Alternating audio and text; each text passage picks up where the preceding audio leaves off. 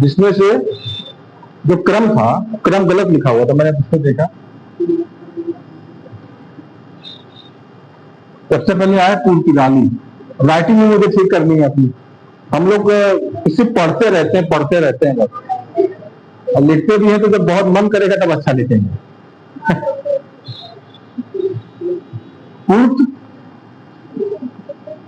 Number 2 पे कौन आया है? इस पे कल चर्चा हो। नंबर 3 पे कौन आया? अंग्रेज। ये सही लाइन। नंबर 4 पे कौन आया? हिंद। और नंबर 5 पे कौन आया? ये क्रम सही है। ये क्रम हमेशा याद रखें। ये ऊपर नीचे कल हो गया था, जो कि गलत था। ठीक है।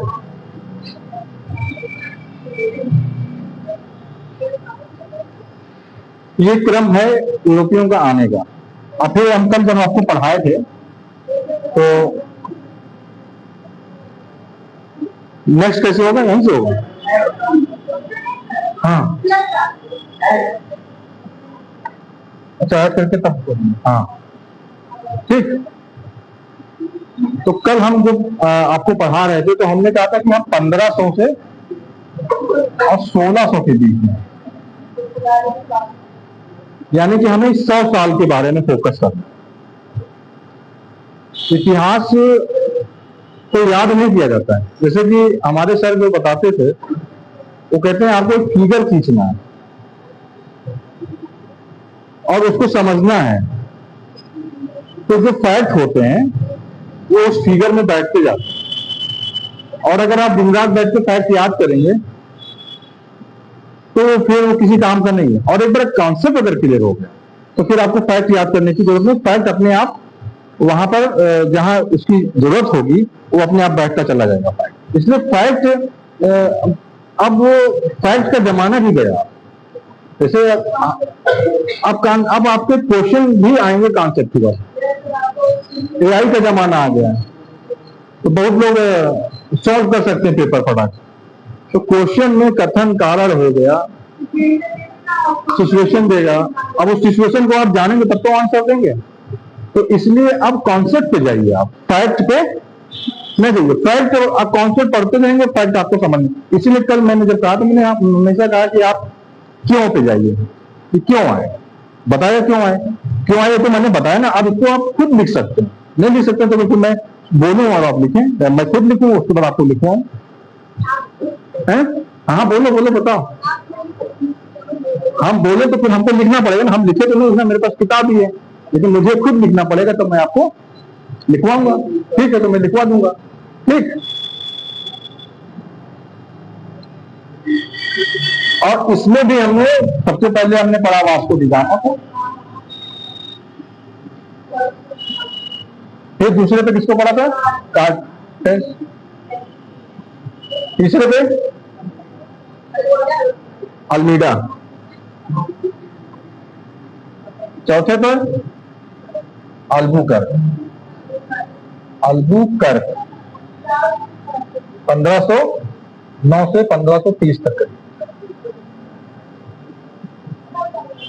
इसका पीरियड देखता हूं कब से। तो क्या? हाँ, एक कैब्रॉल भी बोलते हैं, कैब्रॉल भी बोलते हैं, कैब्रॉल। कैब्रॉल ही बोलते हैं, काश नहीं बोलते हैं।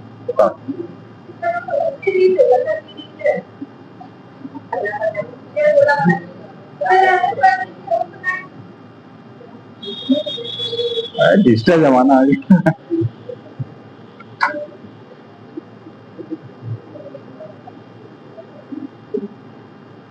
तो सक्सेस क्यों हो पुर्तगाली?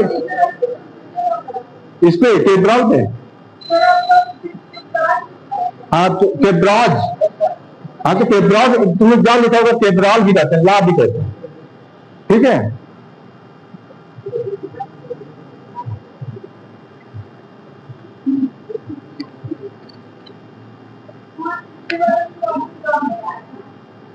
कैब्रॉल। ठीक है। अल्बुकर्क आएगा। लेकिन अरे भारत की स्थिति पे हमको देखना, भारत की स्थिति क्या थी हमें ये समझना है 1500 से 1600 के बीच। और कुछ मैंने समझाया भी था, लेकिन आज एक अच्छा चीज मैं फिर से दिमाग में मेरे आया है तो मैंने आपको बताऊं कि बाहर से आ रहे हैं भारत की क्या स्थिति है 1500 में। तो मैंने ऊपर बताया था कि ऊपर है दिल्ली,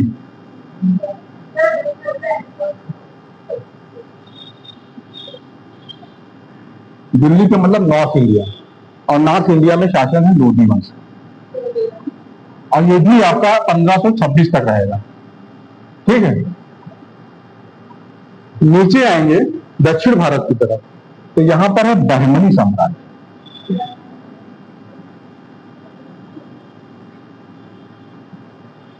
और नीचे आएंगे तो बहमनी साम्राज्य के नीचे है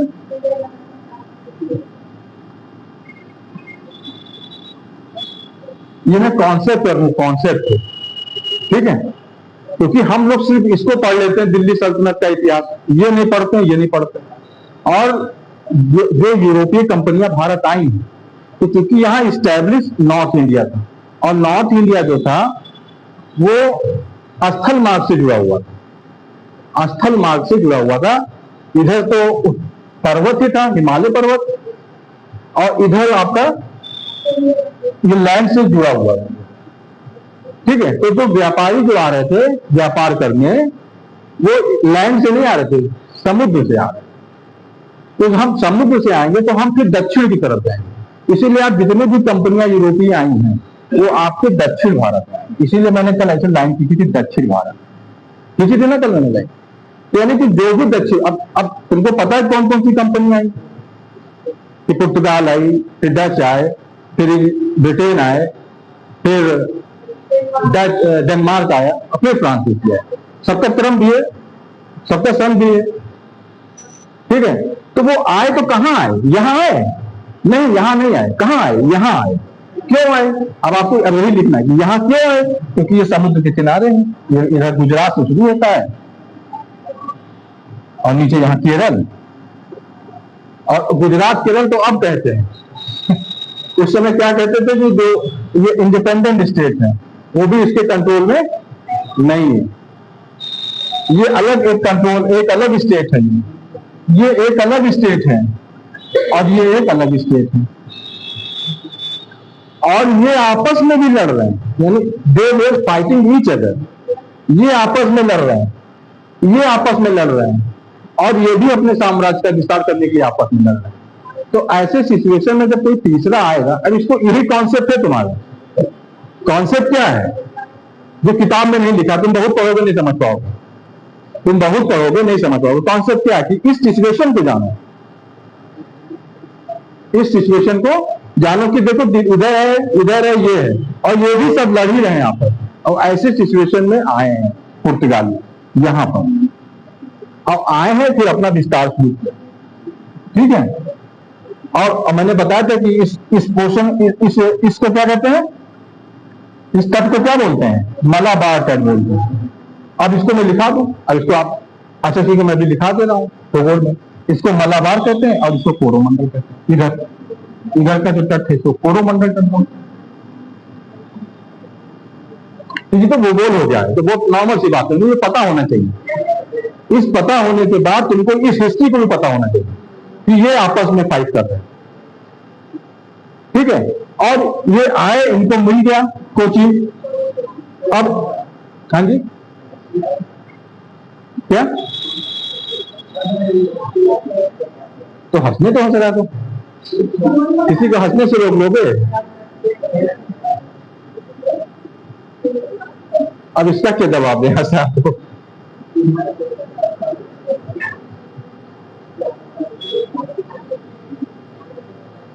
तो इन्होंने अपना विस्तार शुरू किया, विस्तार किया। कल मैंने फिर एक और भी बताया था कि देखिए विस्तार कर रहे हैं तो गुजरात को पसंद नहीं आ रहा है, महमूद बेगड़ा का मैंने एग्जांपल दिया। फिर मैंने एग्जांपल भी दिया कि देखिए तुर्की से, मिस्र से उसने हेल्प की, तो मिस्र और प्लस कंबाइंड सेना, तो कंबाइंड सेना में पहले इसमें इन लोगों ने अल्मीडा को परास्त कर दिया था 1507 में। अभी तक तुमने लिखा कि नहीं लिखा, नहीं लिखा। लेकिन आप लिखिए, अब चलिए आप कह रहे हैं तो लिखिए आप कि आप लिखिए, चलिए हम दिखाई दे रहे हैं, तब आगे बढ़ते हैं। लेकिन इतना तो बैकग्राउंड आप कंप्लीट करेंगे, इतना जो मैंने बताया इसको आप कंप्लीट करेंगे। चलिए लिखिए, हम फिर से आप दिमाग से हम बोल रहे हैं, आप लिखते रहे। चलिए मैं बोल रहा हूं, लिखिए।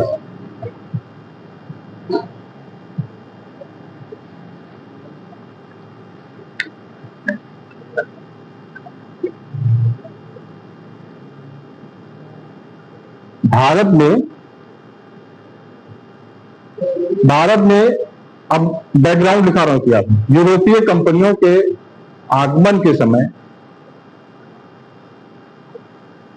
जो राजनीतिक स्थिति थी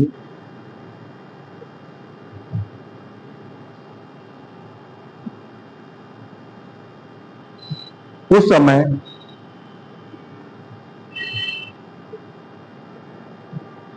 उत्तर भारत में लोदी वंश का शासन था, जो दिन ब दिन आपसी विवाद के कारण कमजोर होता जा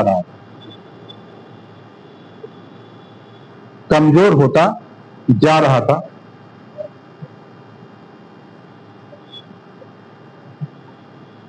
और उसकी कमजोरी का फायदा उठाकर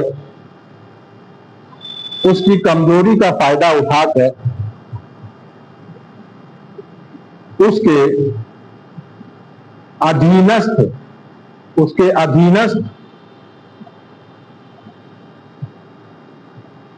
जो प्रांत थे, जैसे मालवा, गुजरात आदि, राजस्थान के भी कुछ राज्य हैं आदि ने अपनी स्वतंत्रता घोषित कर दी।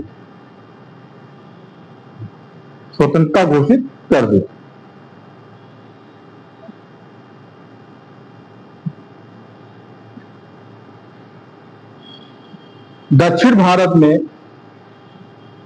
स्वतंत्र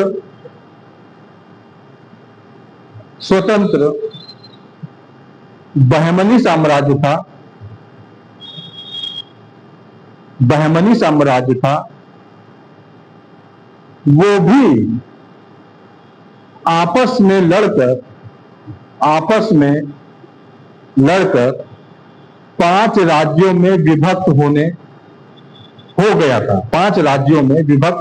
गया था। पहला अहमदनगर, पहले एक साम्राज्य बहमनी साम्राज्य, अब ये 5 टिकों में बढ़ गया है। पहला अहमदनगर, दूसरा बरार,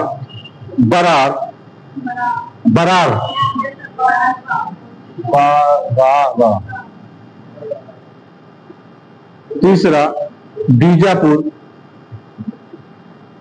दूसरा बीदर,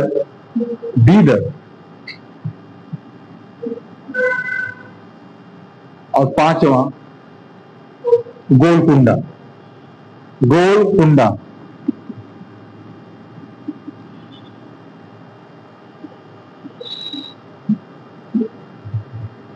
इन साम्राज्य के दक्षिण में, बहमनी साम्राज्य के दक्षिण में विजयनगर साम्राज्य था,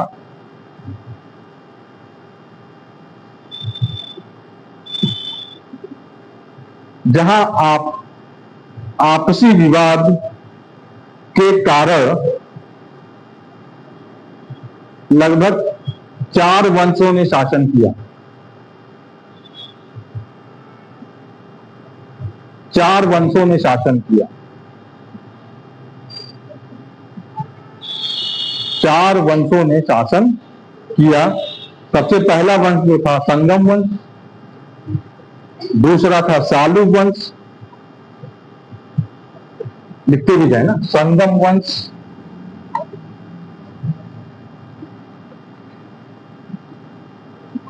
फिर सालु वंश, फिर तुलुक वंश, तुलु, ये नहीं होगा,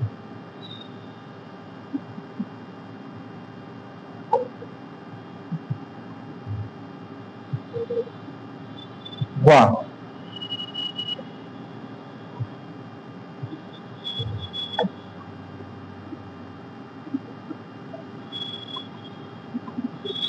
और अभी बाद में फिर आएगा अरबिडू वंश, अरबिडू वंश, ये 4 वंश। इसका पीरियड अभी लिखेगा किताब में, टाइम पीरियड कब से कब तक, जो मैं बता भी दूंगा। चलिए ठीक है। अब देखिए कि आप कहते हैं कि भारत पर, आपके दिमाग में आया कि भारत पर यूरोपीय, तो क्या ये भारत था उस समय? भौगोलिक रूप से भारत था, लेकिन भारत के अंदर 3 साम्राज्य थे। एक ऊपर लोधी साम्राज्य, बीच में बहमनी साम्राज्य, और नीचे, अब ये तुमको नहीं पढ़ाया गया ना किताब में, ये बताया नहीं क्या तुमको तो सिर्फ भारत भारत बताया जा रहा है। ठीक, मतलब एक भारत में इतने टुकड़ों में भारत बटा हुआ है। अभी तो मैंने इतना बताया, अभी तो और भी बहुत सारे टुकड़े हैं, लेकिन मेन आप जानिए, मेनली अब ऐसे सिचुएशन में आ रहे हैं भारत यूरोपीय कंपनी।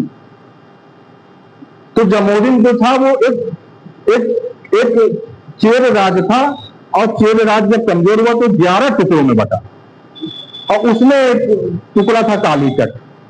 तो वो अलग था ना, स्वतंत्र था, तो सेंट्रल पावर नहीं था कि आया और सारी भारत की एक सेना है और मिलकर उसको भगा देगी। तो चूंकि इतनी विविधता थी तो कहीं से भी तो घुस गया, इंटर कर गया, तो ये लोग यहाँ घुस गए, इंटर कर गए। और देखिए कब तक, अब आपको ये समझना है, कॉन्सेप्ट समझना है कि ये घुसे तो दक्षिण में, जितने राज्यों का मैंने, जितने विदेशी देशों का मैंने नाम बताया है, ये कोई भी उत्तर भारत में नहीं घुसा। क्यों नहीं घुसा? क्यों नहीं घुसा? क्यों? क्योंकि उत्तर भारत में लोधी वंश के बाद जब मुगल वंश अकबर आता है 1556 से, और औरंगजेब की डेथ 1760 तक, इसमें कोई नहीं घुस पाता है बिना इनके परमिशन के, कोई नहीं घुस पाता है। जब ये परमिशन देते हैं तब इनको, ये जाते हैं मांगने कि हमको दे दो, तब ये आज्ञा पत्र, अधिकार पत्र कहते हैं, ठीक है, वो फिर ही कर देते हैं, चलो व्यापार करो। ठीक है, तो अभी तो इसमें समझिए, इतना अब इसको लिखिए ना इस तरह से। तो अभी यूरोपीय कंपनी का आगमन समझ रहे हैं आप कि आए, लेकिन अब आपसे पूछे कि यहां क्यों नहीं, तो आप बताओगे ना कि इस वजह से नहीं जा पाए। और यहां पर क्यों सक्सेस हुए? क्योंकि यहां ऑलरेडी 5, अभी मैंने बताया कि 5 ये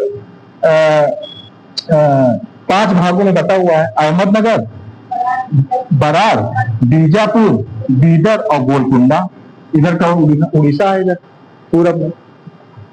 तो कहीं इनसे रिलैक्स ले लिया, कहीं इनसे रिलैक्स ले लिया, कहीं इनसे रिलैक्स ले लिया, और ये सब समुद्र के किनारे, ये सब समुद्र के किनारे। जैसे उड़ीसा में बालासोर है, अब यहां जाके मांग लेके दे दीजिए हमको।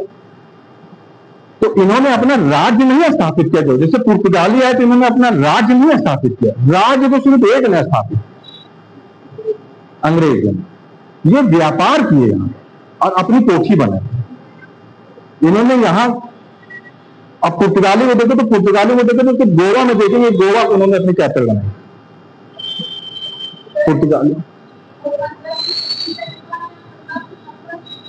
1556 लिखे, अकबर 1556 पानीपत का जीते अकबर ही। तो फिर सब जितने स्वतंत्र देश थे उनको अकबर नहीं तो जीता, फिर एक सेंट्रल पावर के अधीन लेके आया, एक सेंट्रल पावर के अधीन।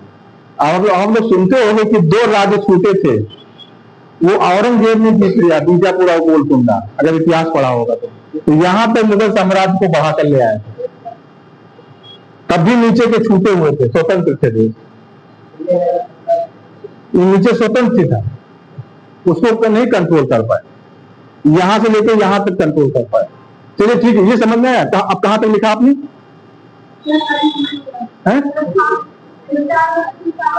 हाँ, तो ऐसे सिचुएशन, अब आप लिखेंगे कि ऐसे सिचुएशन में, ऐसी स्थिति में यूरोपीय कंपनियां भारत में आ रही थी और इस भारत के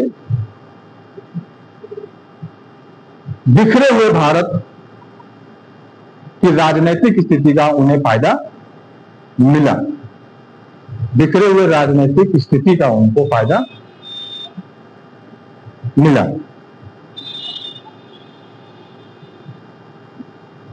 बिखरे हुए राजनीतिक स्थिति का उनको फायदा मिला। अब ये चीज जो तुमको मैंने लिखाया ये मेरे दिमाग के ऊपर है, ये किताब से मैंने पढ़ के सीखा और तुमको बताया। ठीक, अब आप किताब पढ़ेंगे तो कोई चीज यहां दिख रहा हुआ, कोई चीज वहां दिख रहा, वो कलेक्ट नहीं है। ठीक है, अब छोटा सा एग्जांपल कल मैंने आपको गुजरात का दिया था कि देखो गुजरात स्वतंत्र है और जब पुर्तगाली ज्यादा व्यापार कर रहे हैं तो गुजरात के महमूद बेगड़ा को अच्छा नहीं लग रहा है क्योंकि उसको नुकसान हो रहा है, तो वो मिस्र के शासक से कहता है कि मेरी मदद करो, तो वो वहां से जल सेना भेजता है। तो मिस्र और महमूद बेगड़ा की सेना का सामना होता है अल्मीडा की सेना, पुर्तगालियों की सेना, जिसमें अल्मीडा का बेटा मारा जाता है 1508 में, और जो 1509 में जो युद्ध होता है उस युद्ध में उसको पुर्तगालियों की सेना पराजित करती है। ठीक है, अब इसके आगे हम चलते हैं। अब जो नेक्स्ट जो वायसराय आता है, तो अब ये इस लाइन को लिखिए यहाँ पे कि पुर्तगाल क्या, कहाँ पे लिखा आपने? हाँ, तो अब जो कल मैंने पढ़ाया उसको वहां पे जोड़िएगा, लेकिन आज मैं 15-9 तो टाइम बहुत निकल जाएगा। आप ये 2 लाइन जोड़िए शुरू करिए कि 1507 में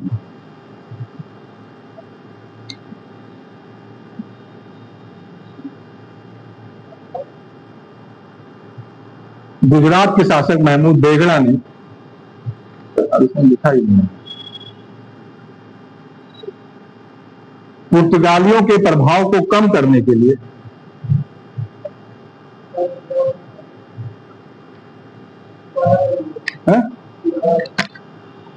1507 में गुजरात के शासक महमूद बेगड़ा ने पुर्तगालियों के प्रभाव को कम करने के लिए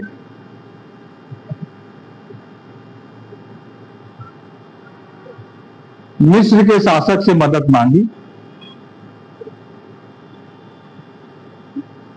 जिसके परिणाम स्वरूप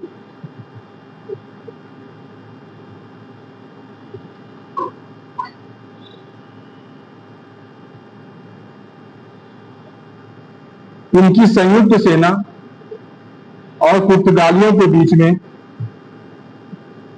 1508 में युद्ध हुआ,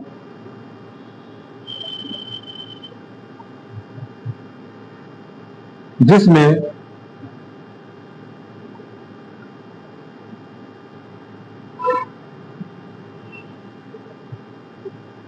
पुर्तगालियों की पराजय हुई और अल्मीडा का बेटा इस युद्ध में मारा गया।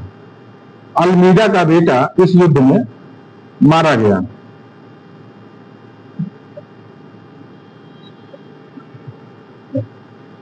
अल्मीडा का बेटा इस युद्ध में मारा गया। हाँ?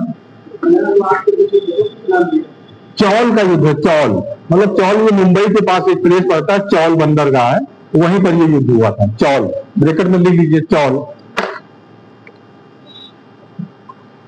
लेकिन अगले ही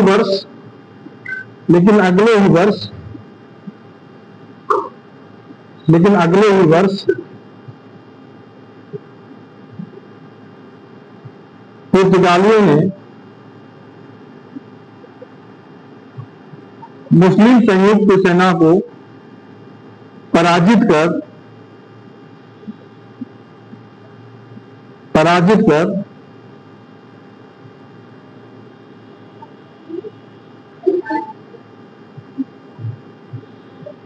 ईसाई जगत की नौसैनिक सेना की सर्वश्रेष्ठता सिद्ध की।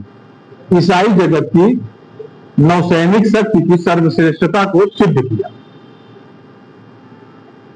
ईसाई जगत की नौसैनिक सर्वश्रेष्ठता, नौसैनिक सर्वश्रेष्ठता को सिद्ध किया। हाँ, तो मतलब हम तुमसे ज्यादा, हमारी सेना जो है सर्वश्रेष्ठ है, हरा दिया। इसके बाद ये वापस चला गया। अब इसके बाद जो वायसराय था पुर्तगाली का नाम होता, उसका अल्फांसो दा अल्बुकर्क नाम होता। इसमें भी 2-3 पॉइंट लिखिए, बहुत बोलेंगे तो छूटता जाएगा, लिखते रहेंगे तो छूट जाएगा। अल्बुकर्क, अल्फांसो दा अल्बुकर्क 1509 से 1515, 1509 से 1515। इसे भारत में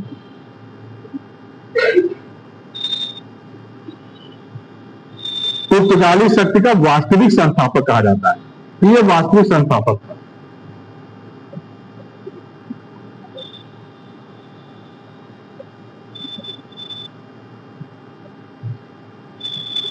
इसने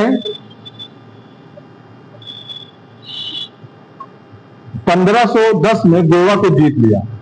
आने के बाद 1510 में गोवा को जीत लिया।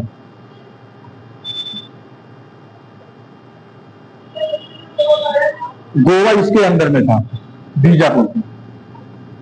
यहाँ पर आदिल शाही शासन, बीजापुर मतलब तो ये अलग अलग है। तो बीजापुर के कंट्रोल में गोवा था। तो बीजापुर में आदिल शाही वहां के शासक का नाम था। उसको गोवा को जीत के, हाँ आदिल शाही वंश था, उसको जीत कर गोवा को कैप्चर कर लिया 1510 में। ठीक है। हाँ, अभी तो गोवा देखिए, अभी आज आपकी सन में 2000, अभी भी गोवा पुर्तगालियों, मैक्सिमम पुर्तगाली कल्चर ही है, गोथिक शैली जो भी वहां, क्योंकि गोवा कब आजाद हुआ पुर्तगालियों से? 1961 में। अब ये यहाँ गोवा 1510 में जीते, 1961 में छोड़ के जाएंगे। हाँ, सबसे आखिरी में जाएंगे, 1961 में जाएंगे। हम आजाद भी 1947 में हुए हैं, ब्रिटिश से आजाद हुए थे ना, पुर्तगालियों से नहीं आजादी हुई थी। उसके लिए बहुत बड़ा आंदोलन हुआ, तब जाके आजादी उन लोगों को छोड़ा है। हाँ है, बिल्कुल है। हाँ, कुरुक्षेत्र। चलिए फिर आगे चलिए। अल्बुकर्क में गोवा इन्होंने जीत लिया। देखिए, वास्तविक संस्थापक इसलिए कहा जाता है, गोवा इन्होंने जीत लिया। इन्होंने गोवा जीत लिया। और वास्तविक संस्थापक क्यों कहा जाता है, इसको आप लिख लीजिए बच्चों। है, मैं बोल दे रहा हूँ सबको, तुम बोलोगे तो टाइम लगेगा, सब जानेंगे।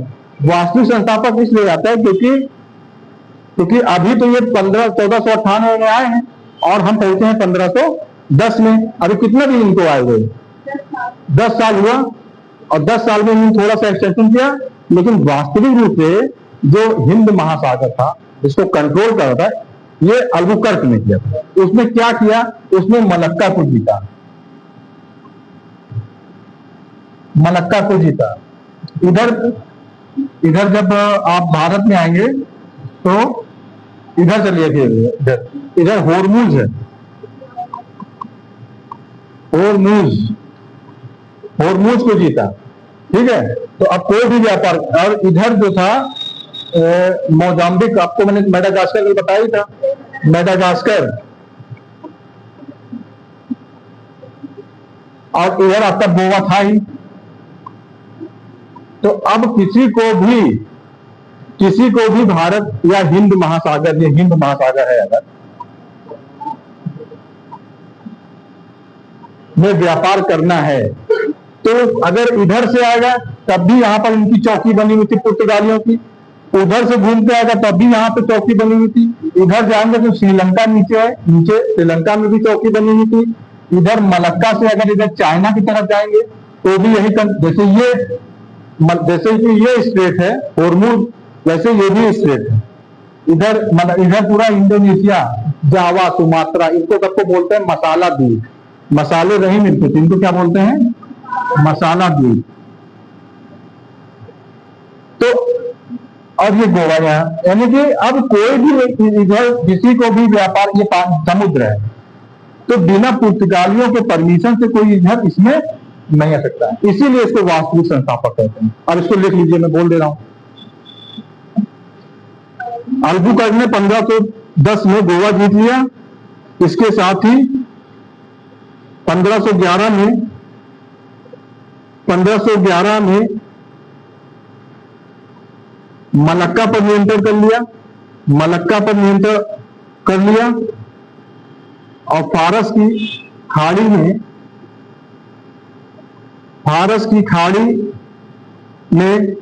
होर्मुज पर 1515 में फारस की खाड़ी में होर्मुज पर 1515 में अधिकार कर लिया।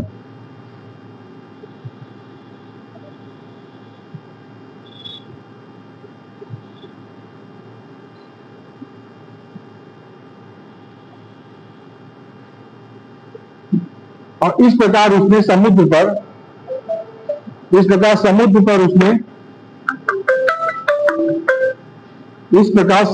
उसने अस्थायी नियंत्रण स्थापित कर दिया अल्बुकर्क में, और इसलिए इसको वास्तविक संस्थापक कहा जाता है। एक मिनट, बहुत इंपॉर्टेंट करना है। एक मिनट। हेलो, हाँ भैया प्रणाम। अरे पढ़ाई था कॉलेज में कुछ। अच्छा, ठीक ठीक ठीक ठीक ठीक। ये चीज अब लिख लिया, समझ में आ रहा ना? अब उसे बोल दिया, तुमने समझ भी लिया कि मलक्का कहां पर है। तो मलक्का कहां पर इसी भी कंफ्यूजन रहता है। ठीक है, अब आपने लिख भी लिया, अब बना भी लीजिए, समझ लीजिए। मैंने पूरे हिंद महासागर पे, अरब सागर पर कंट्रोल कर लिया पुर्तगाली कि बिना, और इन्होंने यहीं पर कार्टेज व्यवस्था इन्होंने शुरू की थी कि अगर किसी को भी व्यापार करना हो तो आप हमसे परमिशन लीजिए तब व्यापार कीजिए, और जो हम कहें उन्हीं चीजों का।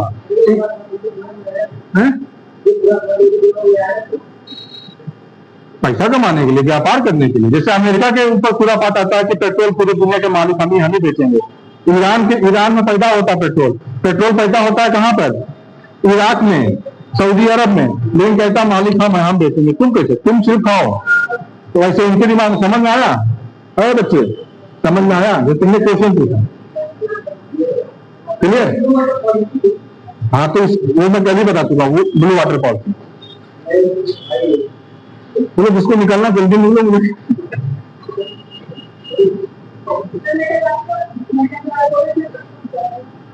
मेडागास्कर उनके कंट्रोल में था ही, जब वो वहां से आए तो मेडागास्कर पे अपना, हाँ उसी समय अब्दुल मजीद वहां से लेकर आया था, तो मेडागास्कर को उन्होंने कंट्रोल कर लिया। वहां पर अपनी एक वो बनाई सैनिक छावनी, इसको कंट्रोल ही किया। होर्मुज को भी सैनिक छावनी बना के कंट्रोल किया, तो वहां पे कंट्रोल कर लिया कि अब कोई भी गुजरेगा तो बिना हमारे परमिशन के नहीं गुजर सकता है। हाँ, तो मैप देख के बना लो, बिल्कुल वेरी गुड। ठीक, अब देखिए यहाँ गोवा के बारे में थोड़ा सा अल्बुकर्क करके यहीं पर इसको खत्म करेंगे, थोड़ा सा 2-4 दिन बता के। अब आपको बता दें, गोवा में इन्होंने संस्कृति में परिवर्तन आया। आपको मैंने बताया था कि ईसाइयों का और मुसलमानों का बराबर युद्ध हो ही रहा था। इसी वजह से वहां से वो उखड़े 2 कारण मैंने बताया था कि एक धार्मिक कारण था और एक आर्थिक कारण था। ये धर्म परिवर्तन इन्होंने बहुत कराया। इन्होंने यहाँ पर पहले मुसलमानों के साथ में इन्होंने बहुत अच्छा बर्ताव, जो यहाँ गोवा में जो बसे हुए थे उनके साथ में अच्छा बर्ताव नहीं किया। यहाँ के जो मंदिर थे उनको तोड़ दिया, और लोगों को, यहाँ की जो महिलाएं थी उनसे उन्होंने विवाह किया जबरदस्ती, कि उनसे बच्चे, मतलब उन्होंने कहा कि हम उसको अपना बनाएंगे गोवा, और इसीलिए उन्होंने गोवा अपना बना लिया और मंदिर गिराकर वहां पर उन्होंने चर्च बनाया।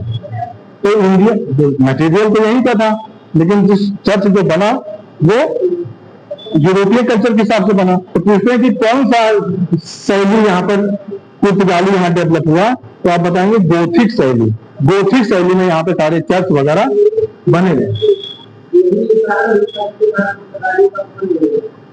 हाँ, सती प्रथा भी बंद किया इन्होंने यहाँ पर। 15 गोवा जीतने बाद गोवा में सती प्रथा वगैरह भी थी। तो कुल मिला के उनको अपना कल्चर यहाँ पर डेवलप करना था। अब उनके आने से हमको क्या फायदा हुआ? अभी फायदा भी चलेंगे, इसके बाद एक और एक है 1500 नानो दी कून्हा एक है,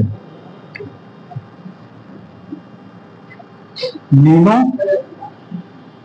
दी कून्हा। ये इसके जाने का दिया है 1529 से 38 तक ये रहा।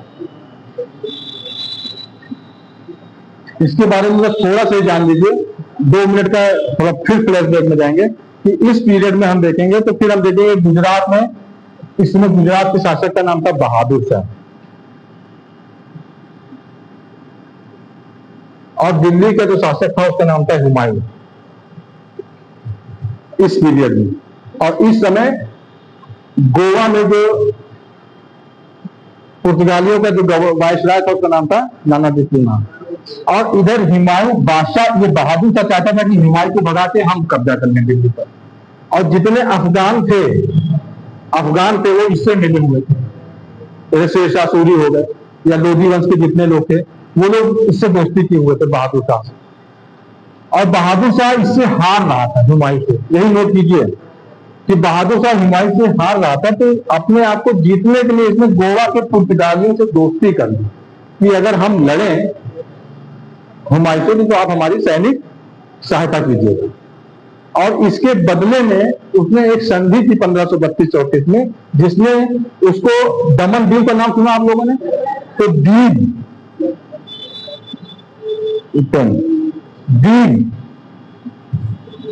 और बसीम, ये 2 क्षेत्र उनको वापस पुर्तगालियों को इसने कहा हम दे दे रहे हैं, लेकिन अगर हमको जरूरत पड़ेगी, इसमें लिखिएंगे तो भूल जाएंगे आप लोग कि बहादुर शाह क्योंकि हुमायूं से लड़ना चाह रहा था, तो हुमायूं को हराना चाह रहा था, इस वजह से उसने पुर्तगाली गवर्नर नाना दी कून्हा से उसने संधि की 1534 में कि आप हमसे, कौन सी संधि की? देखिए बसीम की संधि की। और हुमायूं को पराजित करने के लिए गुजरात के शासक बहादुर शाह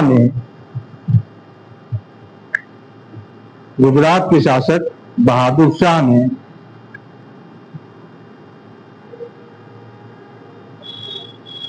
पुर्तगालियों से बसीम की संधि की।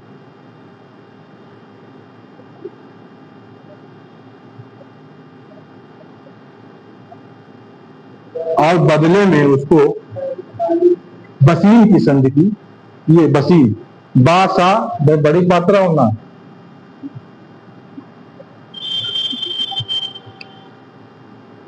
बसीम की संधि की और उसको दीव और बसीम के क्षेत्र पुर्तगालियों को दे दिए।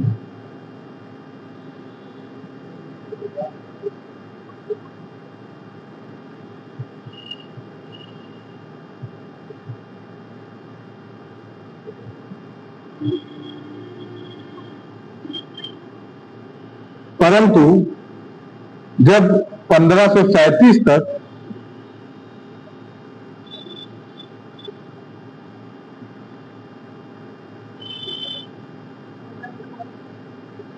हुमायूं का डर समाप्त हुआ बहादुर शाह को हुमायूं का डर समाप्त हुआ, तो वह पुनः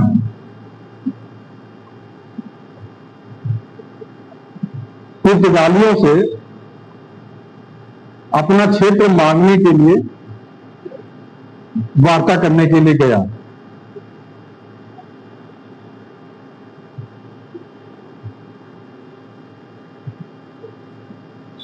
लेकिन पुर्तगालियों ने बहादुर शाह को समुद्र में डुबोकर मार दिया। गुजरात के शासक बहादुर शाह को समुद्र में डुबोकर मार दिया। शिप पे ही मार दिया, समुद्र में डुबो। हाँ, नहीं तो उसका कारण वही है कि ये पहले संधि की हमारी मदद की गई। उधर से जब इनका डर खत्म हुआ कि हुमायूं वापस चला गया है, तो इन्होंने कहा कि जो हम दिए हैं इनको उनसे वापस ले लें। तो उसने कहा क्यों वापस करेंगे तुमको हम, और जब ये झगड़ा किए होंगे तो इनको वहीं समुद्र पर ही इनको डुबोकर मार देंगे। इसको कहते हैं कनेक्ट करके पढ़ना। कि बहादुर शाह कैसे मरा, तो इसलिए बहादुर शाह मरा क्योंकि उसने संधि की कि हमारी हेल्प कीजिएगा, और हेल्प उनकी जरूरत नहीं पड़ी। और वो जब कमजोर हुआ हुमायूं तो उन्होंने कहा हम वापस ले लें अपना, फिर से पुनः वास्ता करते हैं। 1540 में हुमायूं को यहाँ से जाना पड़ा। तो 1530 से लेकर 1540 तक हुमायूं और बहादुर शाह का संघर्ष बहुत तगड़ा है। तो मेडिवल हिस्ट्री जब पढ़ेंगे आप, जब मेडिवल हिस्ट्री पढ़ेंगे तो वहां पर इसको बताया जाएगा, बहुत डिटेल में पढ़ाया जाएगा। तो फिर जब इसमें हाथियों समाप्त हो गया, ये जीता, ये बंगाल, ये गुजरात से जीता, अपने भाई को बैठा दिया अस्करी को और चला गया शेरशाह सूरी को हराने 38-39 में। तो जब वो शेरशाह सूरी को चला गया हराने 38-39 में, तो अस्करी वापस भाग गया। अस्करी को संभालना चाहिए था गुजरात, लेकिन अस्करी नहीं संभाल पाया, वो वापस चला गया और ये फिर स्वतंत्र हो गया। तो जब वो दूर चले गए और उधर, तो ये दूर चले गए तो फिर ये स्वतंत्र हो गया। गुजरात स्वतंत्र हो गया तो कहे कि अब हुमायूं का डर नहीं है, तो फिर हम फिर उनसे वापस ले लेते हैं दमन दीव। तो ये गए उनसे वार्ता करने के लिए, तो वार्ता इनसे वो दे लेते हैं, वो तो बाहर से आए, वो उल्टा इन्हीं को बहादुर शाह को मार दिया। ठीक है, तो इनको मारा भी। इसके अलावा बशीर द्वीप पे कब्जा किया, दमन पे भी कब्जा कर लिया पुर्तगालियों ने, दमन द्वीप बशीर। इसके अलावा ये इधर तो इधर कब्जा ही किया इन्होंने, इधर तो कब्जा किया। अब ये इधर बंगाल में यहां पर भी कब्जा कर लिया, हुगली जिसको बोलते हैं, बंगाल में हुगली पर भी कब्जा कर लिया इन्होंने।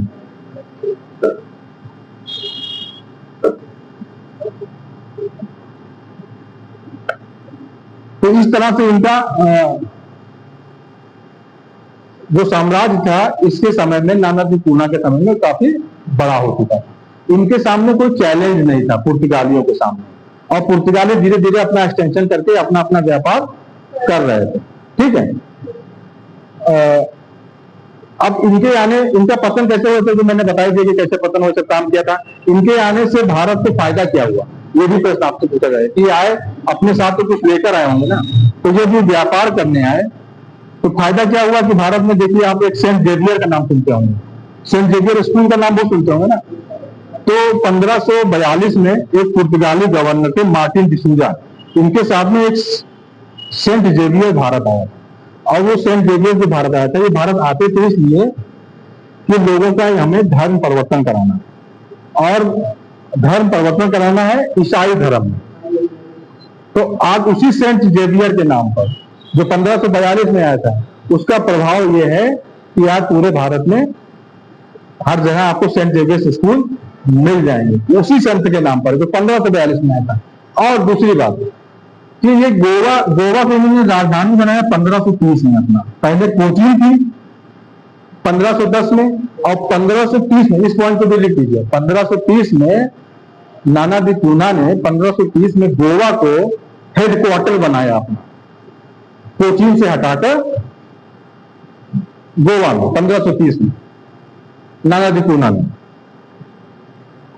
अब जो भी वहां से आता था यूरोप से, गोवा, सूरत, इस सब एरिया पे इन्होंने अपने अपने स्थापित कर दिए। अब जो ये तो अपना व्यापार करते थे, इनके पास ये नहीं था कि हमको अपना क्षेत्र स्थापित करना, अपना साम्राज्य स्थापित करना है। इनका था कि हम व्यापार करें और अपने धर्म का प्रचार करें। तो जो अब संत आते थे, कई मिशनरीज आई, कम से कम 3 मिशनरीज आई, और 3 मिशनरीज यहां से गई। अब इसके बाद अगर आप पीरियड आप पढ़ेंगे 1540-42 के बाद से, तो फिर अकबर आ जाएगा 1556 से और 1605 तक। इस पीरियड में अकबर से कम 3 मिशनरीज जाकर वहां मिली अकबर को, और उनको ये विश्वास था कि अकबर जो है वो ईसाई धर्म में परिवर्तित हो जाएगा। और आपने नाम सुना होगा, फादर मॉन्सरेट का नाम सुना होगा, जैसे आपने जेवियर का नाम नोट किया, ऐसे एक फादर मॉन्सरेट का नाम सुना होगा। फादर मॉन्सरेट वहीं आगरा में रहते थे, अकबर के पास में, अकबर के ही साथ में रहते थे, जो पुर्तगाल से आए। ठीक है, और जो अकबर का बेटा था जहांगीर, आपसे प्रश्न पूछा जाता है कि उसके गुरु का क्या नाम था, तो गुरु का नाम था मॉन्सरेट, मॉन्सरेट ही उसको पढ़ाता था। और ये विश्वास था कि अकबर जो है इस्लाम धर्म छोड़ के ईसाई धर्म में आ गए। लेकिन अकबर ने उनसे सारी बातें सीखी, क्योंकि वो बैठ के सुनता था, सभी धर्मों को लोग को बैठाता था, और जो अच्छी अच्छी बातें होती थी वो स्वीकार कर लेता था अकबर। तो उसने धर्म परिवर्तन नहीं किया, लेकिन वो इतना लिबरल था कि उसने कहा कि आगरा में आप चर्च बना दो। तो जो आगरा में जो चर्च बने हुए हैं उस जमाने के बने हुए हैं, अंडरस्टैंड। तो आगरा में कभी आप जाइएगा तो आपको चर्च मिलेगा, तो अकबर और जहांगीर के समय के चर्च बने हुए हैं, जो इन लोगों ने परमिशन दिया था। और ये लोग जो पुर्तगाली आए थे, इनको अपना राज्य नहीं स्थापित करना था यहाँ पर। और क्यों नहीं स्थापित करना था? क्योंकि ऑलरेडी एक यहाँ पर इस्टेब्लिश्ड शक्तिशाली राज्य था मुगलों का, इस वजह से ये नहीं स्थापित कर पाए। और वही अंग्रेज है। अब चलिए, ये चीज खत्म हो गई ना। अब इसको अब लिख लिया ना, लिख लीजिए आप लोग। ये आप समझ गए कि देखिए कि आप यहां तक लिखिए, आप 1550 तक लिखिए। फिर आप लिखिए कि जब गोवा में एस्टैब्लिश कर लिया, सूरत तक, गोवा, कोची, कोरोमंडल तक इन्होंने अपने आप को एस्टैब्लिश कर लिया। उसके बाद जो मिशनरीज वहां से आई यूरोप से, वो मुगल सम्राट अकबर के दरबार में कम से कम 2-3 मिशनरीज गई, और इसलिए गई कि अकबर अपना धर्म परिवर्तन कर लेगा। लेकिन अकबर ने अपना धर्म परिवर्तन नहीं किया, बल्कि उनकी जो अच्छी बातें थी उसको स्वीकार कर लिया, और इनके रिक्वेस्ट पर उनको चर्च बनाने की, पूजा पाठ करने की अनुमति दी। अपने यहाँ से जो पेंटिंग्स वगैरह लेकर आते थे वो दिखाते थे। तो आपको बता दूं, ये भी प्रश्न पूछा जाता है कंपटीशन वगैरह में। आप लोग देखते हैं कि ईसा मसीह ऐसे खड़े हुए हैं, पीछे उनके ऐसे गोल गोल बना हुआ है, और ऐसे जो रोशनी रहती है, टाइल चित्र बना होता है ना, एक दिखाते हैं कि अलग से चमक है, आभा मंडल जिसको कहते हैं। तो ये पुर्तगालियों लेकर जो चित्र लेकर आए थे, उसको उन्होंने देखा अकबर ने, और उसको देखा तो बड़ा अच्छा लगा उनको। तो उन्होंने अपने चित्रकारों से कहा कि आप भी इसको बनाइए।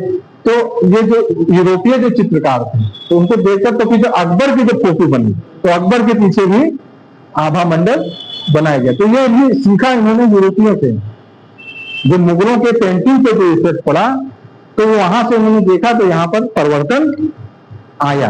ठीक है। इसके अलावा अब खाने पीने की चीजों में यहाँ से तो लेके ही जा रहे थे, आपको पता है यहाँ से क्या क्या लेके जा रहे हो, मैंने बताया। और वहां से क्या क्या लेकर आए, इसको जरा आप जान लीजिए कि ये पुर्तगाल मध्य अमेरिका से तंबाकू, आलू भी आपके भारत में नहीं होता, ध्यान दीजिए आप।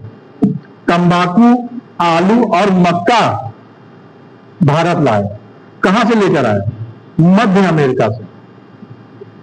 मध्य अमेरिका से पुर्तगाली तंबाकू, आलू और मक्का भारत लेकर आए। इसके साथ भारत में उन्होंने प्रिंटिंग प्रेस की स्थापना की। आपसे प्रश्न पूछे किसने किया, तो पुर्तगालियों ने किया प्रिंटिंग प्रेस की स्थापना। हाँ, अनानास, पपीता, बादाम, काजू, मूंगफली, शकरकंद, काली मिर्च, लीची और संतरा पुर्तगालियों की ही देन रही। काली मिर्च भी अभी बताता हूं। अनानास, पपीता, बादाम, काजू, मूंगफली, शकरकंद,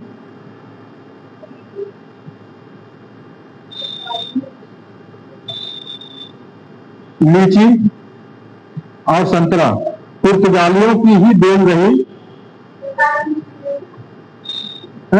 काली मिर्च काट देगा इनको। पुर्तगालियों की ही देन रही, जिन्हें उन्होंने विभिन्न देशों से प्राप्त किया था।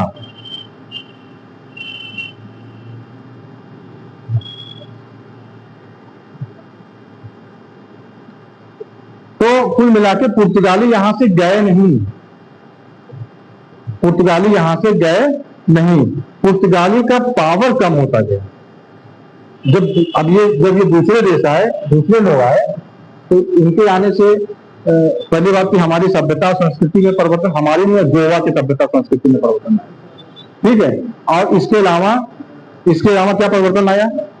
परिवर्तन ये आया कि इस एरिया में जो लोग रहते थे पहले अरबी लोग रहते थे। मैंने बताया कि यूरोपियों के आने से पहले, देखिए संस्कृति, यूरोपियों के आने से पहले अरब का व्यापार होता था यहाँ पर। तो यहाँ पर अरबी मुसलमान बस रहे थे, यहाँ पर हिंदू भी थे, अरबी मुसलमान भी थे।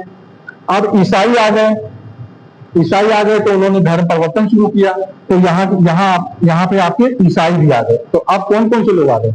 एक तो हिंदू भी है, मुसलमान भी है। मुसलमान दो तरीके के मुसलमान, एक अरबी मुसलमान, एक भारतीय मुसलमान, दो तरीके के मुसलमान। रही बहमनी साम्राज्य के पतन का सबसे बड़ा कारण रही था, बहमनी साम्राज्य के पतन का जो सबसे बड़ा कारण था कि जो अरब के मुसलमान आ रहे थे और जो भारत के मुसलमान थे। तो अरब के मुसलमान चाहते थे कि मेरा प्रभुत्व हो जाए, और भारत मुसलमान चाहते थे मेरा प्रभुत्व। तो आपस में लड़े तो टुकड़े टुकड़े हो गए, ठीक। और एक शिया सुन्नी का तो विवाद था ही, ये दो विवाद, शिया सुन्नी और प्लस अरबी मुसलमान और भारतीय मुसलमान। इसके ये सब कारण थे जिसकी वजह से उसका डाउनफॉल हुआ। और अब जब ईसाई आ गए तो इन लोगों को उन्होंने ईसाई धर्म में, तो अब इतने लोग आ गए।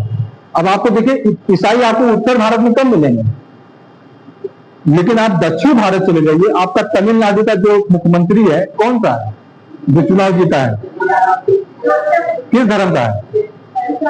लगता कैसा है? भारतीय, सब कन्वर्टेड है।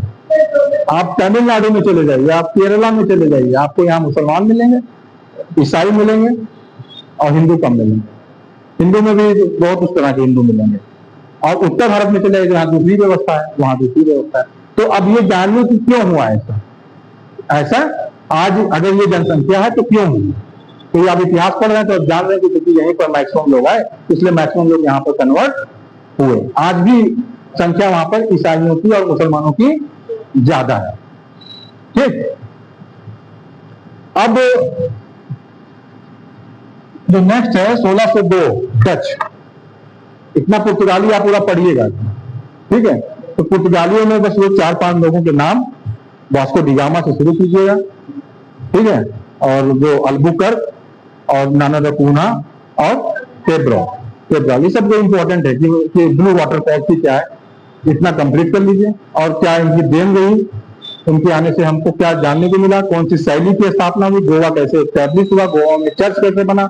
आज भी चर्च गोवा में बना हुआ है। और गोवा का जो संस्कृति है वो इंडियन कल्चर नहीं है बल्कि यूरोपियन कल्चर है, ठीक है। इसीलिए लोग गोवा घूमने जाना चाहते हैं, उनको लगे कि हम इंडिया में विदेश का मजा ले आए। ठीक। अब 1602 में आए डच।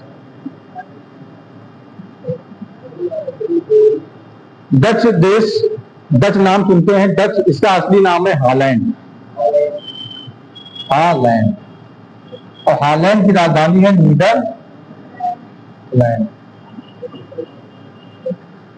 अब इनका भी उद्देश्य सिर्फ व्यापार करना था, इनका भी उद्देश्य यहां पर राज्य स्थापित करना नहीं था।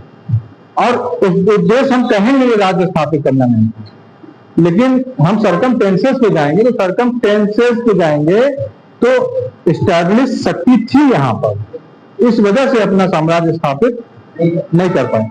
और इनका उद्देश्य था कि हम पुर्तगालियों को डिफीट करें। पुर्तगाली जो एस्टैब्लिश हो गए 100 साल तक, 100 साल तक आपने देखा कि आपने 1500 से लेकर 1600 तक, यानी कि 100 साल तक पुर्तगालियों ने कमाया इतना पैसा, अमीर हो गए व्यापार करके, इनकी एकाधिकार था। तो इनके मोनोपोली को कम करना और अपना व्यापार करना, तो ये भारत के साथ व्यापार नहीं करना चाहते, ये यूरोप से आकर इस रास्ते से सीधे मलक्का यहां व्यापार करना चाहते थे, मसाला द्वीपों पर, और यहां भारत में आ रहे थे।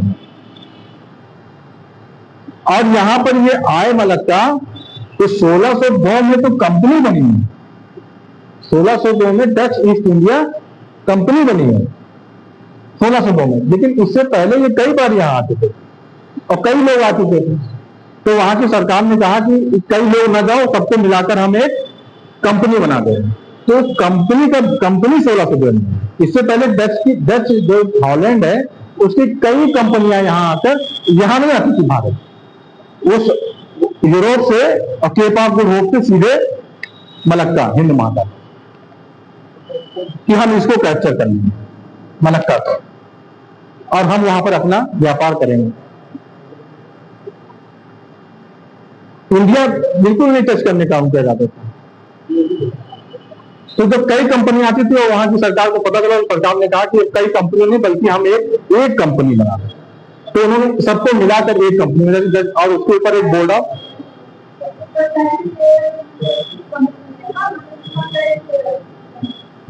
एक कंपनी बनाया, और एक कई मतलब कंपनियों को मिलाकर एक कंपनी बना रहा, और उसका कंट्रोल गवर्नमेंट ने अपने हाथ में रखा। गवर्नमेंट ने वहां की, जैसे एक सरकारी कंपनी होती है और एक प्राइवेट कंपनी होती है, तो ये सरकारी कंपनी, तो सरकार ने इसके ऊपर एक बोर्ड ऑफ कंट्रोल बना दिया था कि ठीक है आप जाइए व्यापार कीजिए। तो ये लोग वहां से निकले यहाँ व्यापार करना। उनका उद्देश्य था कि पुर्तगालियों का जो व्यापार केंद्र है, जो मेन स्थान है मलक्का, उसको हमें कैप्चर करना है, और इसमें ये सफल है। अब देखिए अभी तक इस पीरियड में पुर्तगाली का ग्राफ अप है, और जब आप इस 1600 से 1700 के बीच में आएंगे तो पुर्तगालियों का ग्राफ डाउन जाएगा। क्यों जाएगा? कि इस 1600 1700 के 1600 से और 1700 के बीच में मैदान में 3 खिलाड़ी हैं, एक तो पुर्तगाली है और दूसरे डच और तीसरे अंग्रेज। मतलब अब चलो 16 से 50 तक किया गया, 50 अंक, क्योंकि अभी फ्रांसीसी आएंगे 1664 में, 1664 में फ्रांसीसी आएंगे। इस 50 साल में 3 खिलाड़ी हैं, और 3 खिलाड़ियों के बीच में क्या होगा कि कौन जीतेगा? तो तीनों के बीच में क्या होगा? संघर्ष होगा। तीनों के व्यापार में कौन जीतेगा? इसलिए 3 खिलाड़ियों के बीच में, पुर्तगाली, डच और अंग्रेज के बीच में क्या होगा? संघर्ष होगा। और इसमें भारतीय रूलर का कोई इंपॉर्टेंस नहीं है कि वो कहीं से कोई इंटरफेयर कर। ये आपस में तीनों एक दूसरे से लड़ेंगे, डच, पुर्तगाली और अंग्रेज। तो ठीक है, डच में, अब डच में थोड़ा सा चलिए पढ़िए आप, डच में भी लिखिए।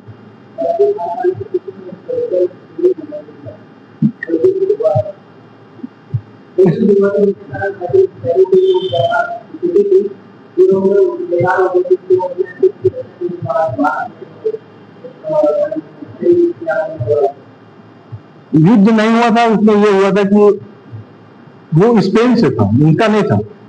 वो स्पेन भाई फिर पीछे जाना पड़ेगा।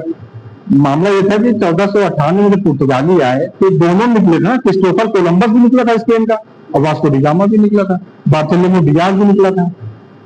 तो दोनों के बीच में झगड़ा इसलिए हुआ कि अब कौन किस जगह पर शासन करेगा।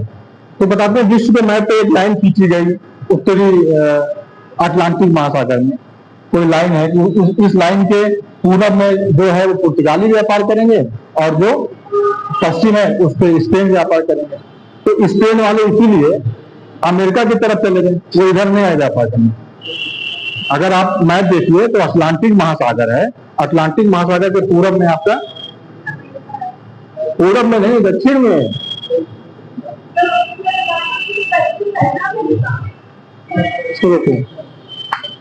ये अटलांटिक महासागर है, तो अटलांटिक महासागर ये पूरब होगा। तो कहा कि पूरब में पुर्तगाल व्यापार करेगा और पश्चिम में स्पेन व्यापार करेगा। तो पश्चिम की तरफ ही स्पेन चला गया और पूरब की तरफ ये चलेगा, ये मामला है।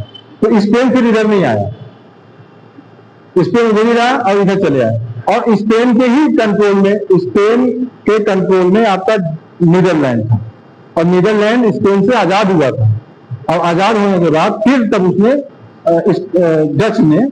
डचों ने यानी स्पेन के कंट्रोल में डच थे, और डच जब स्पेन से स्वतंत्र हुए तब उन्होंने अपना व्यापार शुरू किया अलग से इस दिशा में।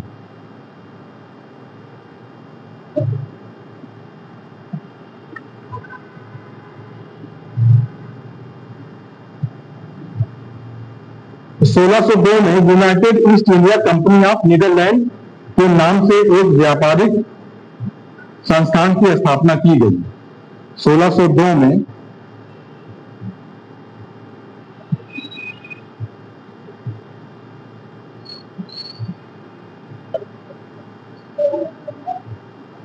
डच कंपनियों को, डच कंपनी में लिख दीजिए कम से कम कई कंपनियां थी। 1602 में 10 कंपनियों को मिलाकर United East India Company of Netherland, United East India Company of Netherland का एक विशाल व्यापारिक संस्थान बनाया गया। East India Company, United East India Company of Netherland, United East India Company of Netherlands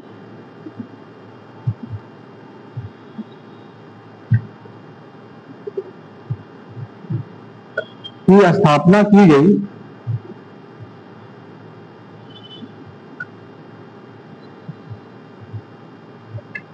इनका ये कहना है 1602 में, मैंने आपको बताया कि 1602 में विभिन्न कंपनियों को मिलाकर की गई ना।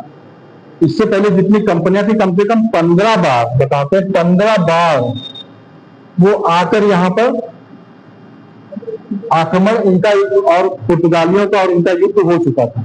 और युद्ध होने के बाद यहाँ पर इन्होंने मलक्का का जो स्टेट ऑफ मलक्का, इसको उन्होंने जीत लिया। तो अब कहा कि अब व्यापार करना है तो अब अलग अलग कंपनी ना जाकर बल्कि एक कंपनी हम बना देना, सरकार ने कहा। तो इसलिए 1602 में उन्होंने एक कंपनी बनाई। तो वो सब अलग अलग व्यापार करते हैं, तो एक कंपनी बनाई, United East India Company of Netherlands बनाए।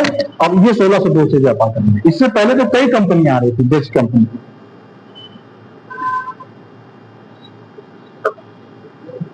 और 1605 में डचों ने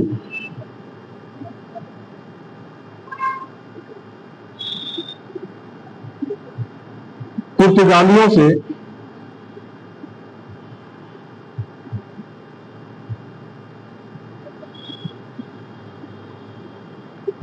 अंबाइना, ये सब अंबाइना जैसे ये सब नाम ले रही है, ये सब इंडोनेशिया जो आपका क्षेत्र है वहीं पर आपके ये सब राज्य हैं। अंबाइना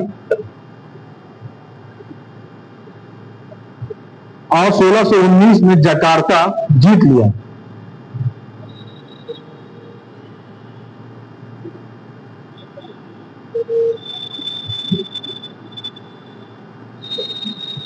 और उनके दक्षिणी पूर्वी व्यापारिक केंद्र पर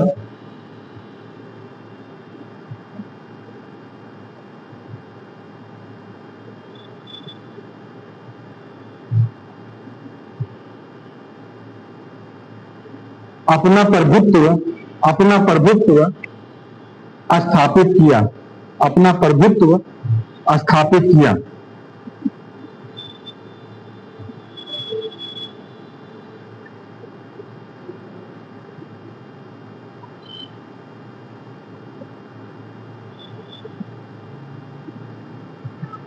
भारत के पूर्वी तट पर, अब तो ये समझ रहे हैं ना, पूर्वी तट पर, भारत के पूर्वी तट पर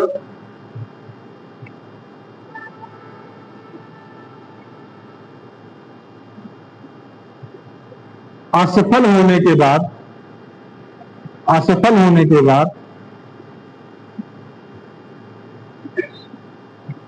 1605 ईस्वी में मसूलीपट्टम में प्रथम डच फैक्ट्री लगाई गई।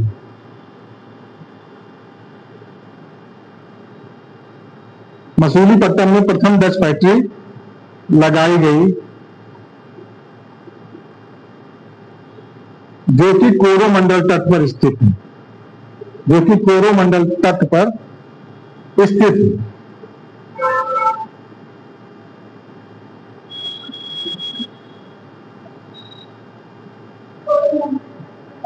जो समझिए ना कि पूरब यानी कि पूर्वी तट पर इनको सफलता नहीं मिली, पुर्तगाली इनको घुसने नहीं दे रहे थे, तब ये कोरोमंडल तट पर मसूलीपट्टम पर इन्होंने अपनी फैक्ट्री स्थापित की 1605 में। इसका मतलब ये हुआ, क्लियर? नहीं, जैसे पूर्वी तट पर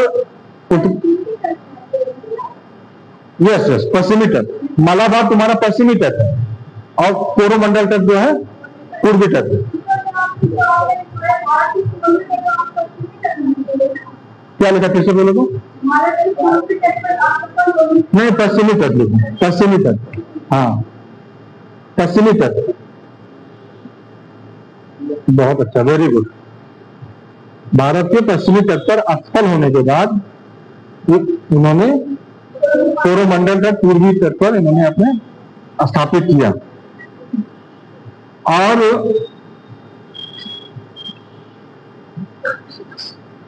1610 ईस्वी में चंद्रगिरी के राजा से, चंद्रगिरी ये मद्रास में जगह है, चंद्रगिरी एक प्लेस है, चंद्रगिरी के राजा के साथ समझौता करके पुलिकट में एक अन्न फैक्ट्री की स्थापना की। पुलिकट में एक अन्न फैक्ट्री की स्थापना की। मद्रास, ये सब इधर चलेगा। अब मद्रास किधर है? अब मैप देखो तो इधर का पोर्शन जो है ये मद्रास है, इधर का केरल है। तो अब इधर तो घुसने नहीं पा रहे हैं, तो अब इधर घुस रहे हैं। हाँ हाँ मिलेगा, देखिएगा सब मिलेगा आपको।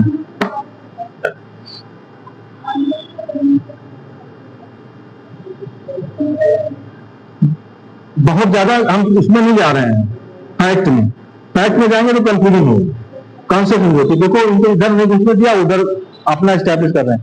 यानी कि जब दिमाग में आएगा पुर्तगाली, तो पुर्तगाली का दिमाग में आएगा कि इधर। अब जब डच आएगा तो डच का आपका आएगा इधर। ठीक है, कब बना था? 1869 में शायद बना।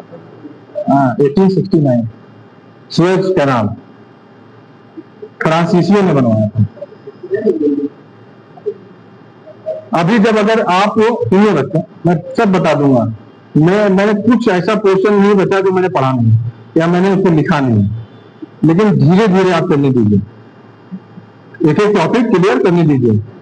जहां जो टॉपिक पढ़ा रहा हूं अगर वहां पर कोई कंफ्यूजन आपको कोई समझ ना दे, तो ये लड़की जो पूछती बार में, अब करेक्ट नहीं करती कहीं कुछ, तो वहां पर आप पूछिए कि जिससे कि आपका कॉन्सेप्ट क्लियर हो जाए, आपका कॉन्सेप्ट क्लियर हो जाए।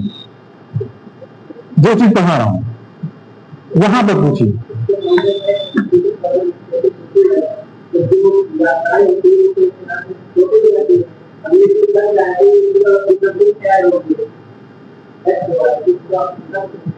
डच भी घूम के आए, पुर्तगाली भी घूम के आए। अभी सोच महल की बात ही नहीं बच्चे मेरे।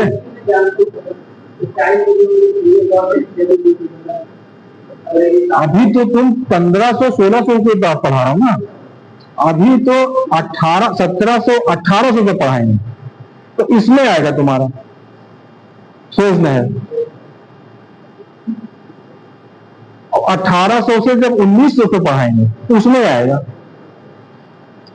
अब क्यों आएगा, अब अभी बताऊं क्या?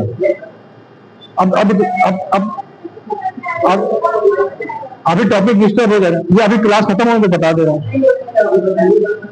मैं, अभी क्लास खत्म हो जा रहा है तो मैं बता दे रहा हूं। अब लेकिन अभी सुएज नहर का कोई कहीं कोई जिक्र नहीं ना। अभी सुएज नहर है, जिस समय का हम इतिहास पढ़ रहे हैं, अभी सुएज नहर आएगा।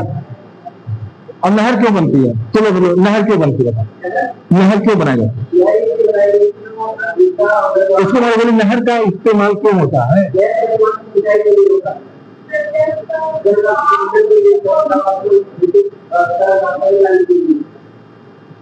रास्ता, क्योंकि जो आपका लाल सागर है और जो मेडिटेरियन सी है, भूमध्य सागर, तो डायरेक्ट लाल सागर भूमध्य सागर से नहीं मिला हुआ है। ठीक है, अब जब आगे चल के जब सिचुएशन बदलेगा, इंटरनेशनल लॉ बदलेगा, ये दो होंगे, लड़ाई होंगी, तो जो व्यापार चाहते हैं कि मेडिटेरियन सी से और सुएज कैनाल में हम आ जाए, और सुएज कैनाल से सीधे रेड सी में आ जाए, और रेड सी से आकर सीधे अरब सागर में आ जाए। तो अभी क्या होता है कि मेडिटेरियन सी में आते थे, उसको बंद कर दिया, व्यापार नहीं होता था। तो मेडिटेरियन सी से फिर सामान को उतारना पड़ता था, और उतारने के बाद फिर वहां लोड किया जाता था। लोड करने के बाद फिर हम आते थे रेड सी तक, लाल सागर तक, और लाल सागर में फिर हम लोड करते थे नाव पे, और फिर लाल सागर से हम आते थे अरब सागर में, तब व्यापार करते थे। तो जब अंग्रेजों ने स्टैब्लिश कर लिया भारत को कि मेरा हो गया ये भारत, तो कहा कि अब इतना घूम के आने की क्या जरूरत है, तो क्यों ना हम सुएज कैनाल बना दें, यानी कि रेड सी लाल सागर को अब भूमध्य सागर को नहर बनाकर जोड़ दें, पानी भर दें और उसमें जहाज आराम से आ जाएगा, तो सामान लोड और अनलोड नहीं करना पड़ेगा और सीधे हम भारत तक व्यापार कर लेंगे। क्लियर? Is that clear? लेकिन ये बात की बात है मेरे बच्चे, अभी की बात नहीं है, अभी तो वो सिचुएशन नहीं आया है, लेकिन सिचुएशन आएगा तो उसको मैं बता दूंगा। आपको ये भी बता दिया ना कि सुएज कैनाल क्यों बनाया गया था, उसको फायदे के लिए बनाया गया, और फिर सुएज को लेकर युद्ध भी हुआ, बहुत युद्ध हुआ, बताएंगे आगे चलकर। तो बच्चों क्या बता रहे थे बेटा? हाँ, पोलिकट भी समझ में आ गया, बस अब इसको 10 तो खत्म कर लेने के बाद, क्योंकि कल तीसरा पीरियड है, कल मुझे अंग्रेजों और कॉन्स्टिट्यूशन के बारे में पूरा पता के खत्म करना है।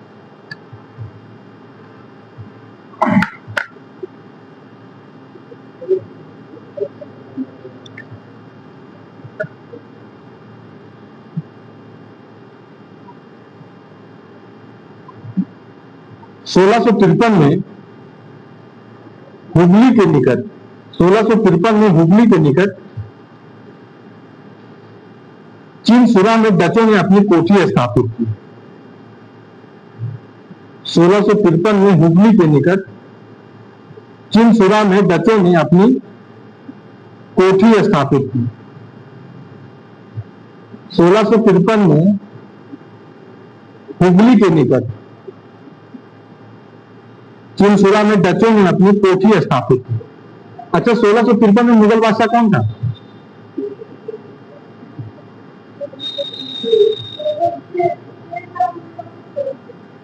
मुगल बादशाह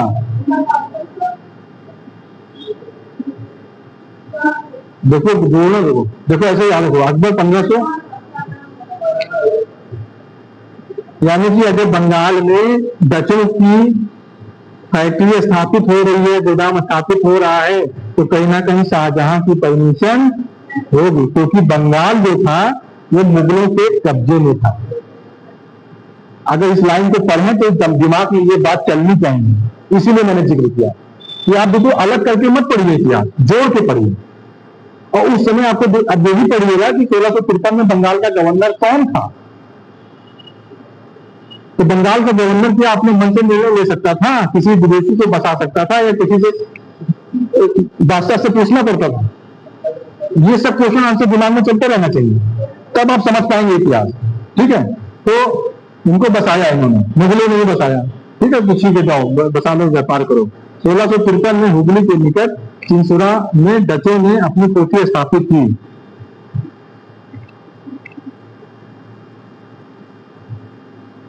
और इसकी किलेबंदी की भी इनको मुगलों से आज्ञा मिली, और इसकी किलेबंदी की भी इनको मुगलों से आज्ञा मिली। देखो लिखा हुआ आज्ञा मिली, मतलब परमिशन मिला, अपने मन से नहीं कर सकते थे, आज्ञा मिली।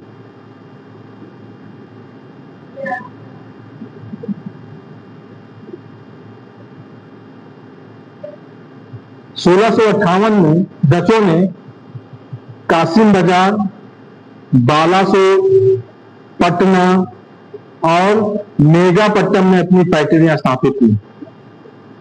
कासिम बाजार, बालासोर, पटना और मेगापट्टनम में अपनी फैक्ट्रियां स्थापित की।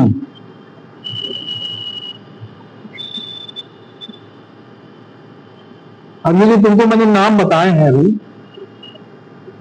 ये सब किधर है भारत में? पूर्व में कि पश्चिम में?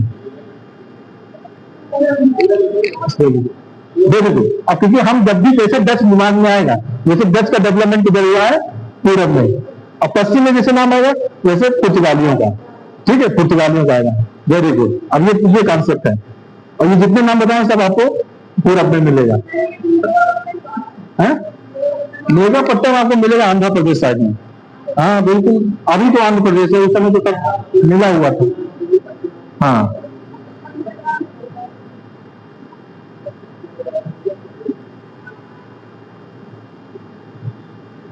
औरंगजेब ने औरंगजेब ने 1664 ईस्वी में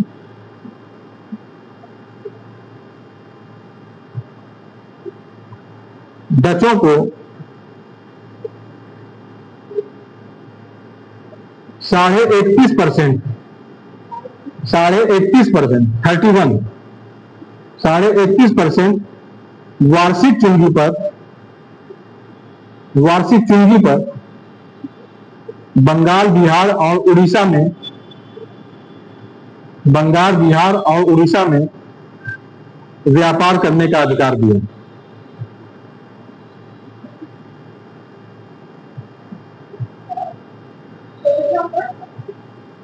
व्यापार करने का अधिकार दिया गया। तो इसको एक एग्जाम्पल दे दें, समझ में आ जाए। देखो बच्चों, एक मैकडोनल्ड कंपनी है, मैकडी जानते हो, बर्गर खाते हो, पीते कोल्ड। ये भारत की कंपनी की बाहर की कंपनी, विदेशी कंपनी है। आप उसको लाइसेंस किसने दिया? भारत सरकार, इंडियन गवर्नमेंट लाइसेंस दिया। और क्या किया कि तुम पूरे भारत में अपने स्टोर खोल सकते। आप स्टोर खोला तो लाइसेंस क्या देते? तो हमको इतना पैसा दो, तब तो तुम अब खोल के तुम जाके व्यापार करो। अब तुम व्यापार करोगे तब भी पेमेंट, तब भी वो टैक्स लेगा। तो व्यापार करने के लिए भी टैक्स लिया, और उसके हम जब कुछ खाए पिएंगे तब भी सेंट्रल जीएसटी को देंगे ना। तो कुल मिला के पैसा किसके पास जा रहा है? सरकार के पास जा रहा है। अब ये जब मुगल साम्राज्य था तो सेंट्रल पावर की, मुगल साम्राज्य कितना बड़ा था ये हमको ध्यान में रखना है। पढ़ते समय इतिहास मैप देखना कितना बड़ा था, कितना उसके कंट्रोल में था, कितना एरिया। तो उसी का तो परमिशन देगा।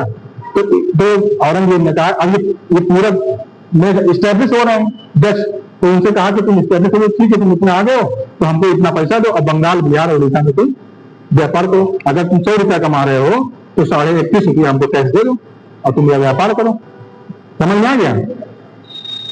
तो ऐसे एक कंपनी इसमें भारत में नहीं हुई, इसमें बहुत सारी कंपनियां भारत में अपना व्यापार और सरकार से लाइसेंस लेती हैं और सरकार को टैक्स देंगे, और हम लोग क्या करते हैं? खरीदते, सरकार को टैक्स मिलता है। बहुत सारी, अब ब्रांडेड कपड़े पहनने पर चले कि अमेरिका की कंपनी है, पता चल रहा है कि ये फ्रांस की कंपनी है, जर्मनी की कंपनी। हम इस समय दारू पी रहे हैं तो पता चल रहा है कि अभी भारत सरकार ने ब्रिटेन से अभी 5-6 महीने संधि की है कि हम कोई ड्यूटी टैक्स नहीं लेंगे। मतलब जब कोई सामान आता है तो सरकार टैक्स लेती है, ड्यूटी बोलते हैं, टैरिफ 0 कर देते हैं। आप भी टैरिफ 0 कर दीजिए, हमारा सामान आपके यहाँ जाए और आपका सामान हमारे यहाँ। तो इनके यहाँ पे बनता है लिकर। आज इस समय टीवी पे देखो, मोबाइल पे देखो, तो ब्रिटिश शराब का बहुत ज्यादा ऐड आ रहा है पूरे टीवी में कि ये वाला पीजिए। क्यों?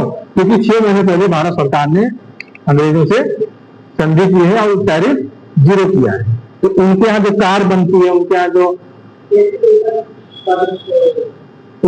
भी कुछ बनता है तो वो हमारे यहाँ बेचेंगे, और हमारे यहाँ जो कुछ बनता है वो हम, तो जब ट्रांजेक्शन होगा तो लोगों को, जैसे हमारा पैसा रखा हुआ है अंग्रेजी है तो हम भी पैसा खर्च के सरकार को टैक्स मिल गया। बाजार चल रहा तो बाजार अगर नहीं चलेगा तो क्या आ जाएगा? मंदी आ जाएगी, पैसा खर्च करना बहुत जरूरी है। अंडरस्टैंड? तो उस समय इतना टैक्स लेकर उसने कहा कि आप हमारे इस क्षेत्र में आप व्यापार कर सकते हैं।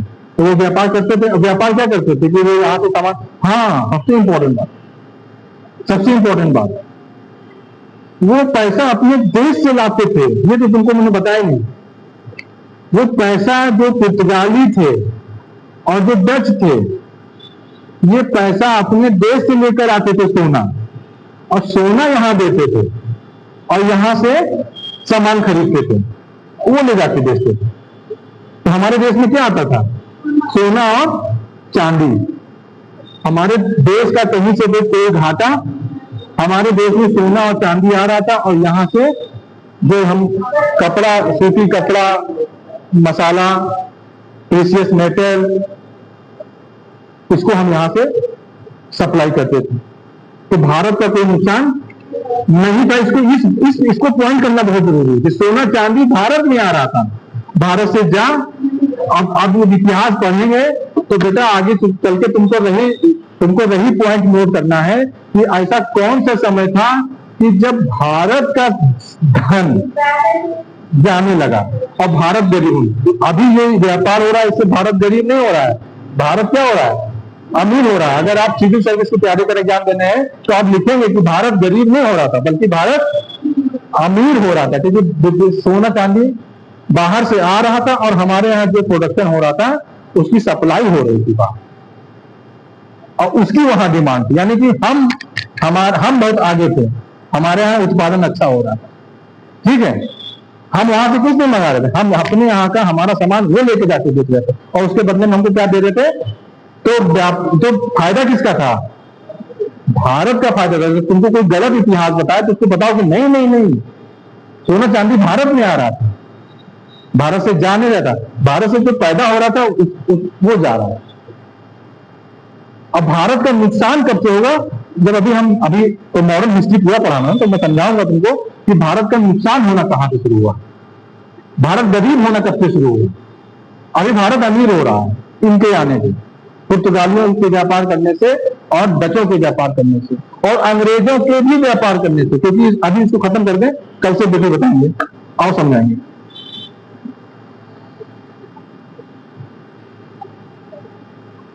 1690 में, ये बड़ा इंपॉर्टेंट है, 1690 में पुलिकट के स्थान पर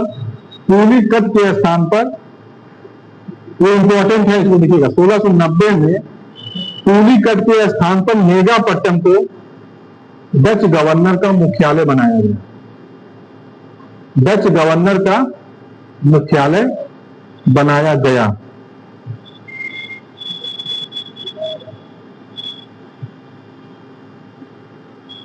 बस 2-3 लाइन और लिखाएंगे तो खत्म हो जाएगा। डचों ने मसालों के स्थान पर भारतीय कपड़ों के निर्यात को अधिक महत्व दिया।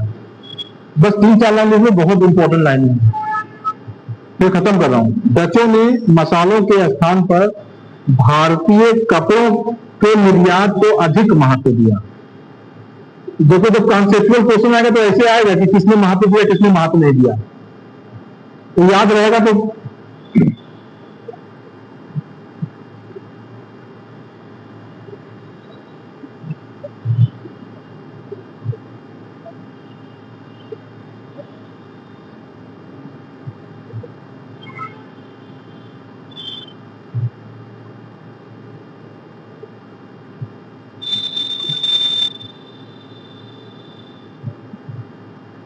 भारत से भारतीय वस्त्र को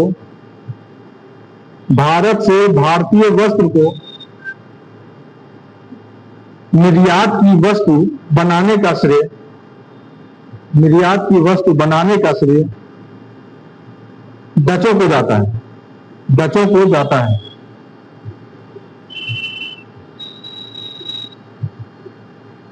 इन्होंने 1650 में कासिम बाजार में रेशम की चक्री का उद्योग स्थापित किया था। रेशम की चक्री का उद्योग स्थापित किया था। रेशम की चक्री का उद्योग स्थापित किया था।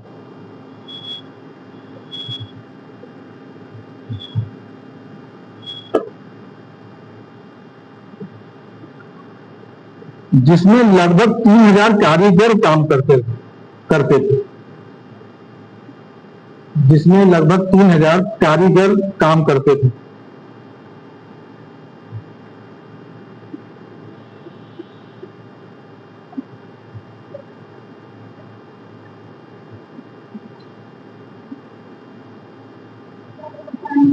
बस खत्म हो गया। 1759 में, आखिरी लाइन, 1759 में अंग्रेजों ने बेदरा के युद्ध, बेदरा बंगाल में है, बेदरा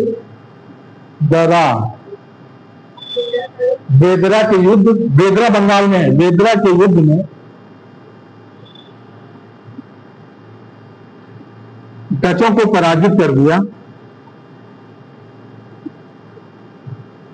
और इस पराजय से भारत में उनकी शक्ति समाप्त हो गई।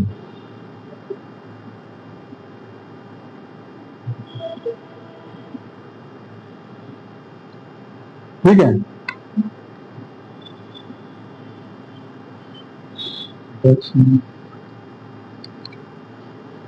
कल मेरा लास्ट लेक्चर होगा इस टॉपिक पे। ब्रिटिश और फ्रेंच, इसको आप बंद करो। ब्रिटिश और फ्रेंच